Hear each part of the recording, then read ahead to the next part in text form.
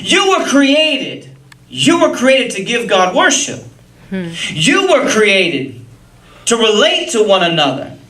You were created to relate to the rest of creation. And you were created to make decisions about the rest of creation. What's going to happen to the ocean? What's going to happen to the trees? What's going to happen to the earth? What's going to happen to the animals? What's going to happen to the oil? You and I were created to make decisions about that. You and I are the pinnacle, I mean the absolute top of God's creation. You and I were given responsibility over the ocean and the wildlife. What happens to it is up to us. Yeah. If we hoard it, if we pollute it, if we destroy it, if we eliminate parts of what the Creator created so that we can make money that we created, we must live with the consequence of these decisions because we are the pinnacle of all of what God created.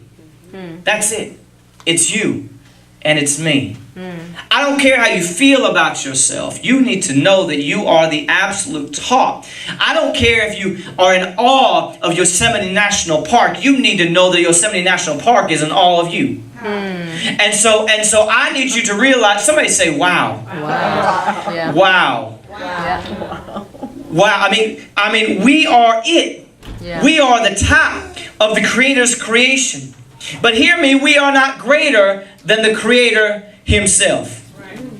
Which is why in the Garden of Eden, though we were given authority over all of creation, the Creator wanted to make sure that we would never abuse that authority.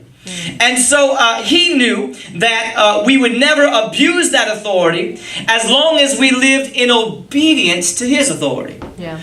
And so He said, though I have given you authority over every living thing, there is one tree in the middle of the garden that I, your Creator, am telling you not to eat from.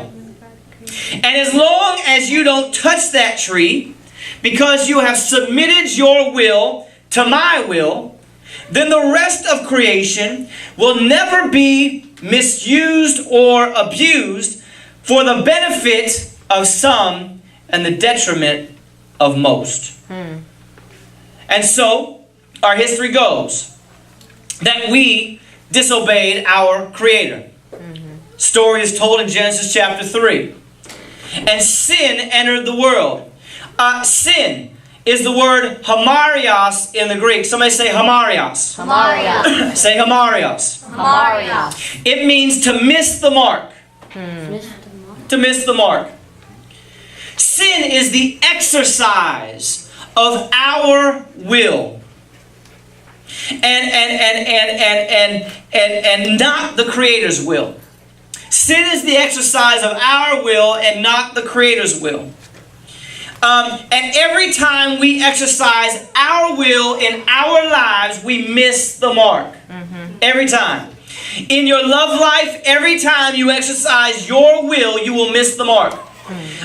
It never works out. It never does. It only causes you and those that you love pain. In your employment, every time you exercise your will, you will miss the mark. How you handle your money, every time you exercise your will, you will miss the mark. Concerning our laws and policies, every time we exercise our will, we miss the mark. Is anybody tired of missing the mark? Tired of missing the mark. Because every time I miss the mark, it doesn't work out. I exercise my will in an area of my life and it never works out. I'm tired of missing the mark. This week, I stood with others in front of our city council downtown and asked them to change an ordinance in our city that would limit the number of payday lenders in our city. Y'all know payday lenders? Yeah. Payday loans, right? All right. Representatives of the payday lending industry, they were there and they spoke. They said some stuff. They said how great they are and how they benefit us. But the truth is, what they really do is they trap good people in debt. And they trap them in such a way they can't get out. I don't know if that's ever happened to you, if you've ever borrowed money from a payday lender, but you know how hard it is to break free of their trap. They enslave people to money Yep. when God wants us to be free. Yep. The city council voted on Thursday, and they approved that we would change this ordinance, and they approved it by a vote of 4-3. 4 in favor, 3 against. We almost exercised our will again.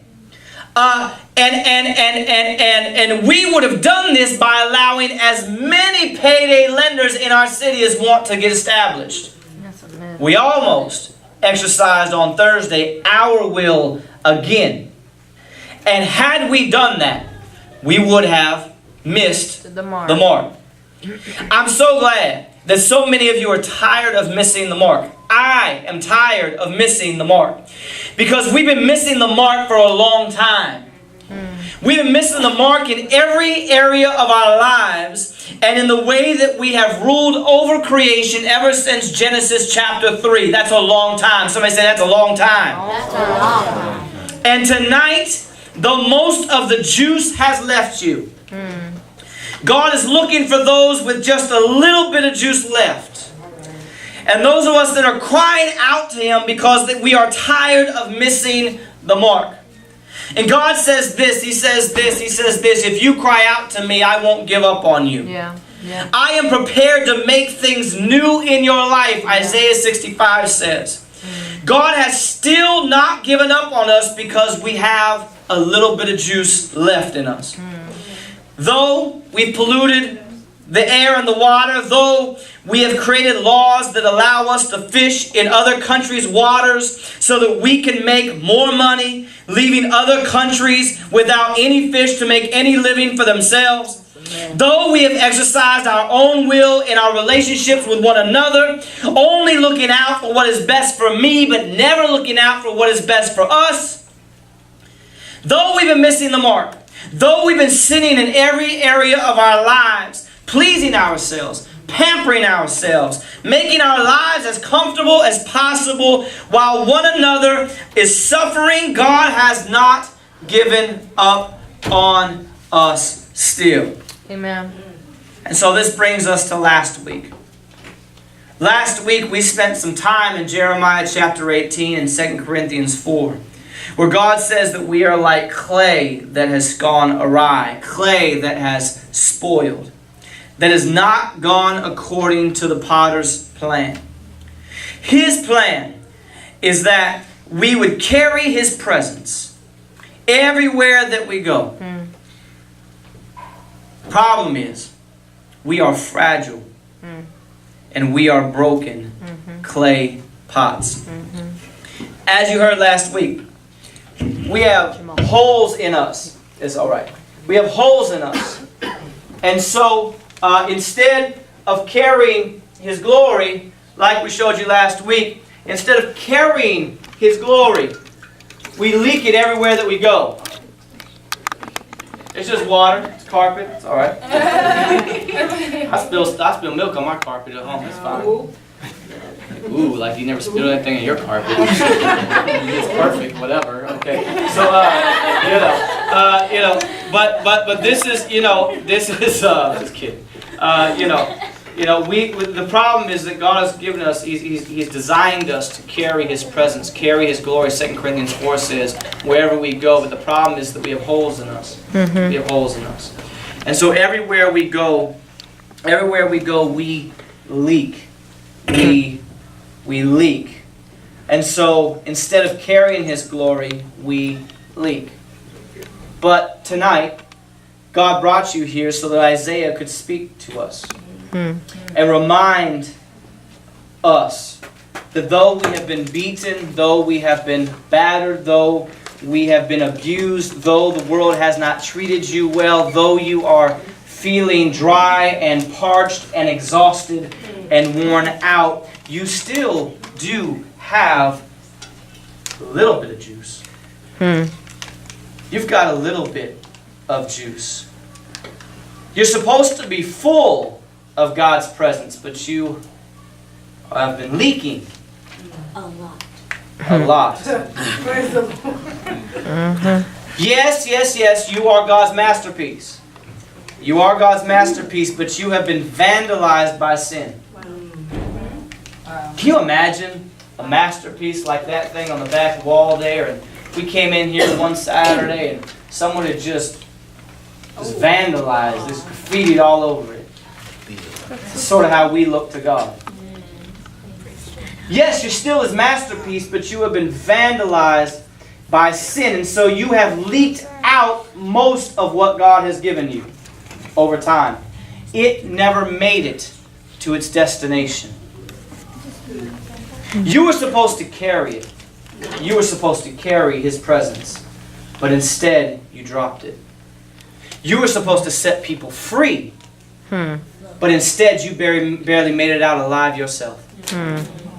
God put you here to lead your family to the Lord, but you are barely hanging on to the Lord yourself. Wow. You were supposed to deliver people, but instead you just sing. God has a greater purpose for you. You know it. You feel it. But you can't fulfill it because you leak. Last week, as we talked about God filling the holes in our life so that we would no longer leak, as we talked about that,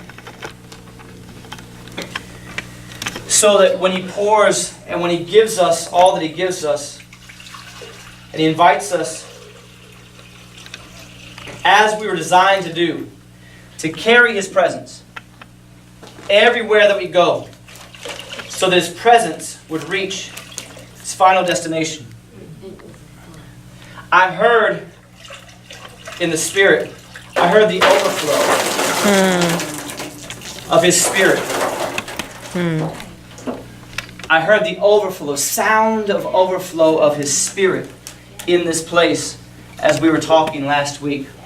As we're designed to do. Do you hear the difference in the sound between you leaking and God's presence overflowing? Yeah.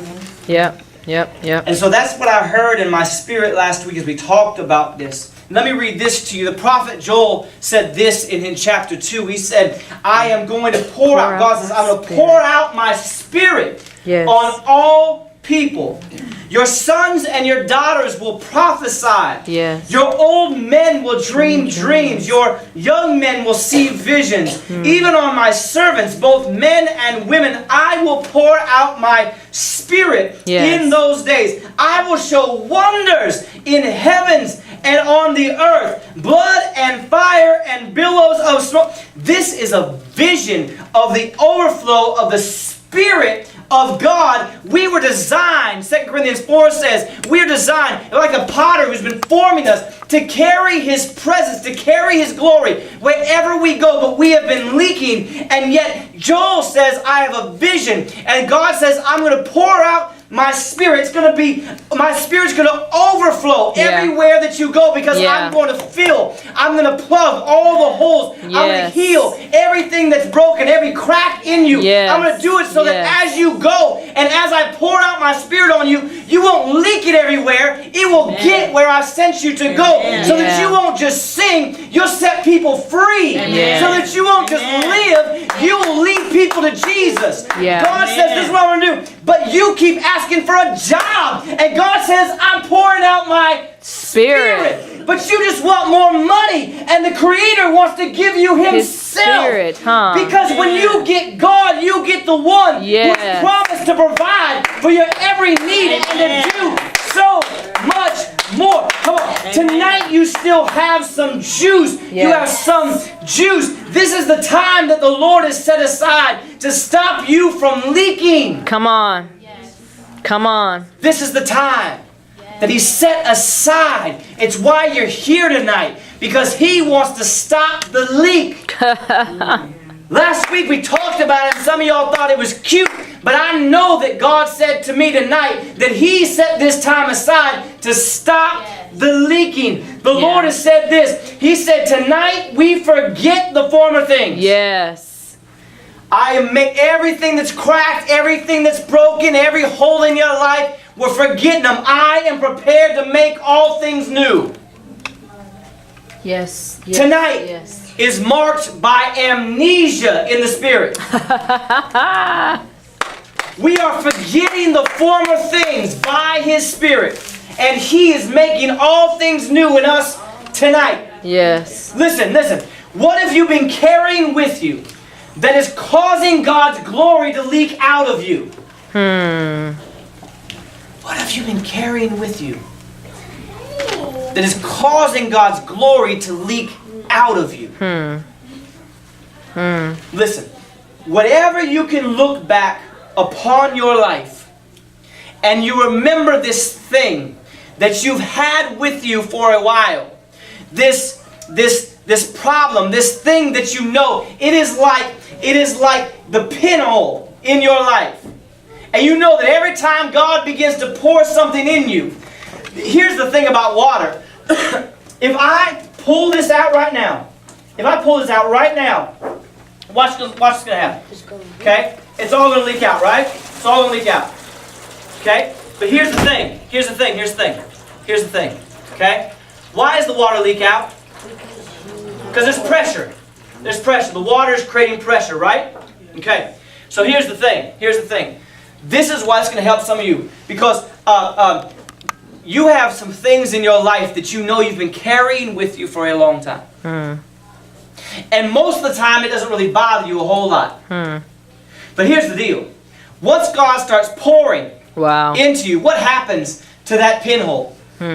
Right?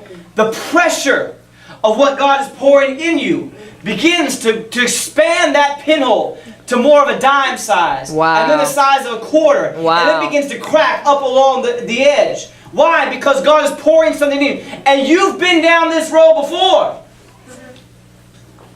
And when you're empty, you hardly even notice it. Because there's no pressure. But then God begins to bless you and begins to pour stuff in you. And all of a sudden, that pinhole that you've been ignoring because there was no pressure in your life, all of a sudden begins to expose itself. And you leak out everything that God was trying to give you. And then the enemy causes you to fall asleep. And he says, everything is good again. It was just a season. No. It's not a season. You still have a hole in you. That you haven't addressed. That you haven't let God heal yet. And so the next season of your life, as you call it, God is going to pour back into you, and what's going to happen is going to leak out all over the place again. And so what is the thing, one of the things that you've been carrying with you that if you look back over your life, you know that you've been carrying this with you. And it is a hole in your life. It is a crack in your pot. That every time God begins to, and you feel like He's beginning to do something in your life, He's taking you to a new place in Him, all of a sudden everything that you thought was going to happen doesn't, because you just leak it everywhere. That's sad. What is that thing? If you can look back and you know that you've been carrying that with you, that then is a former thing. Because you can look back and you know you've had it. And so God says tonight that it is being forgotten. He is healing. Tonight is a night of forgetfulness. Tonight is a night in which those of us that still have a little bit of juice and are crying out for heaven and are saying, God, heaven's the only atmosphere that you haven't allowed us to have rule and authority over. And therefore, we haven't corrupted heaven. It's the only atmosphere, God, where you give us access, but you don't give us rule. It's the only atmosphere, God, where you yourself still preserve it, and it is reserved for you. And for those of us that still have a little bit of juice left in us, we're crying out for heaven. We're crying out for heaven to invade earth. That we want to see all of heaven become real and manifested in our lives and in this community and in our families and on our jobs and in this city and in this nation and in this world. This is what we're crying out for. And the only reason you know about this is because you have a little bit of juice still left in you. Huh. You say, God, I feel the wetness on my fingertips. Yeah. And God, I want more of that. Yeah. I want more of yes, you. God. Yes. But God, when you give it to me, I don't want to leak it everywhere because I want to see what it's like when you cause your spirit to overflow in my life. Yes, God. I know what it looks like when I leak everywhere. But God, I want to see what happens if you'll plug the holes in my life. Yes. And your spirit would just overflow. What would that sound like Wow. in my life? Wow. What would you do in my family if I just began to overflow everywhere? God, I want to hold what you give me. I want to hold what you give me.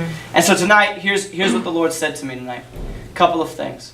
One, we've created a little basket back over here, okay? And in this basket, there are pieces of paper, and there are pencils.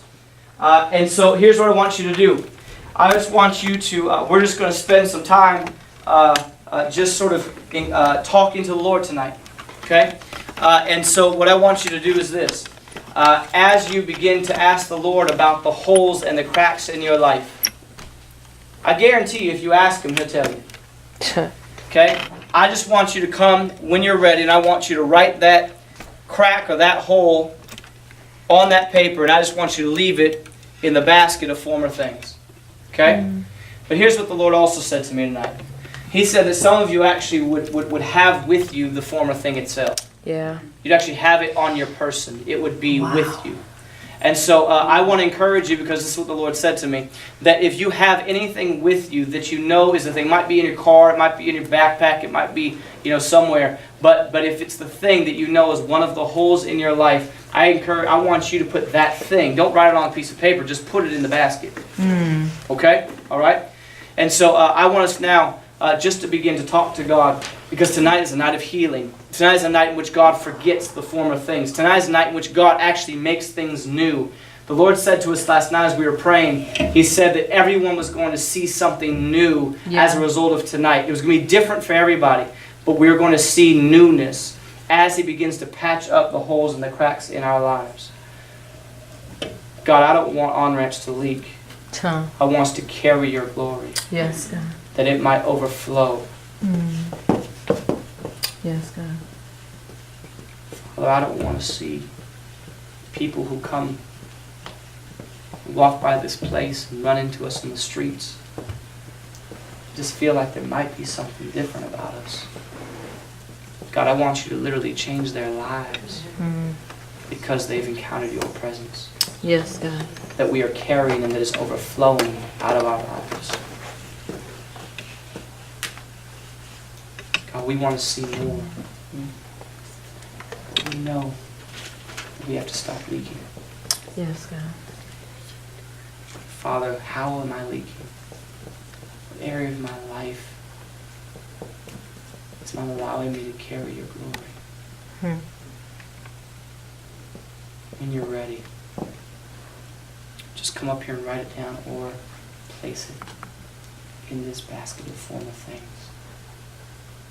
Lord says, I'm making you whole tonight. I'm filling the cracks. I'm filling the cracks. Filling the cracks. So much so that you will forget what you've been carrying with you. It's no longer part of you.